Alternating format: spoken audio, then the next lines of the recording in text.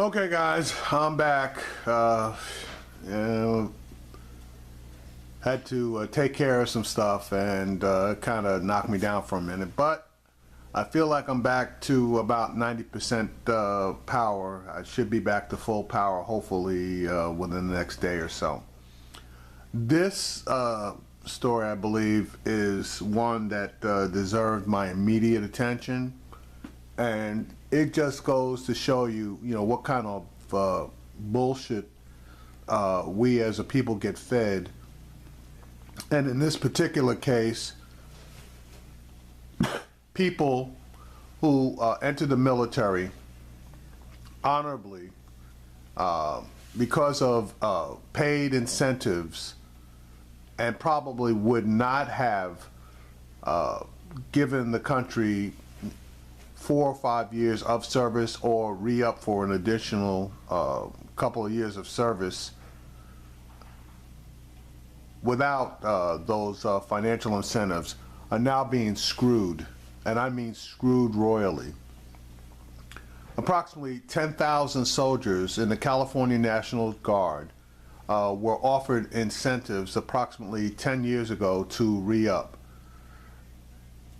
All of them, based on those incentives, re-upped and served, and this was during the surge during the Bush administration. Well, guess what? Now, the Pentagon has told a large number of these people that they weren't entitled to the incentives and that they have to pay the money back. Well, if they have to pay the money back, they need to get back the time that they served. But of course, they can't get that time back, so they basically are being screwed. Here's the story on MSNBC. 10 years ago, the California National Guard offered bonuses to soldiers to re-enlist for the wars in Iraq and Afghanistan. But now the military wants the money back, saying thousands of soldiers actually didn't qualify. NBC's Ann Thompson reports on the controversy. Former Army intelligence analyst Susan Haley, veteran of Afghanistan, is furious. They betrayed me. That I gave them my time like I promised, and they can't give me my time back. She sends more than a quarter of her monthly income, $650, to the military to repay $26,000 in bonuses she got to re-enlist. We've had to dip into our savings. We've completely exhausted our savings account. Chris Van Meter, a former Army sergeant, earned a Purple Heart in Iraq.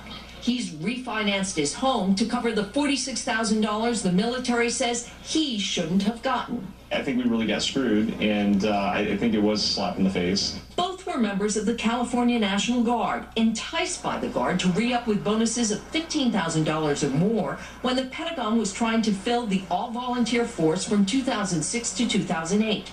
Only after the incentives were paid did the Pentagon realize not all soldiers qualified. In most cases, the soldiers didn't do anything wrong. The story, first reported by the Los Angeles Times, involves about 10,000 soldiers who owe approximately $20 million. The VFW calls the efforts to get the money back insulting. This cannot stand in the way that it's going forward now. That's why we asked the Department of Defense to waive all further outstanding debt for these veterans. The Department of Defense says the senior leadership of the department is looking very closely at this matter. These former soldiers say they've already paid. I'm proud that I was able to support and defend the Constitution. Am I frustrated? Yes. Am I angry? Absolutely. I did everything they asked me to do, and I did it honorably.